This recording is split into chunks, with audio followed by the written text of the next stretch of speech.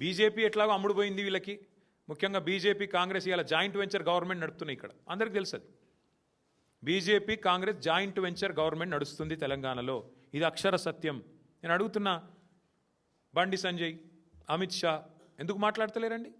ఓపెన్గా ఇంత జరుగుతుంటే, ఐఏఎస్ అధికారులు రాజీనామాలు చేస్తుంటే, పారిశ్రామికవేత్తల తలకు తుపాకులు పెడుతుంటే, పోలీసు వాళ్ళను మంత్రులు తరిమి కొడుతుంటే ఇంటికి పోతే ఎందుకు మాట్లాడదు బీజేపీ? ఏం అడ్డం వస్తుంది మీ గొంతుకి? ఎందుకు మీ సిబిఐ లాంటి సంస్థలు ఎందుకు వస్తలేవు?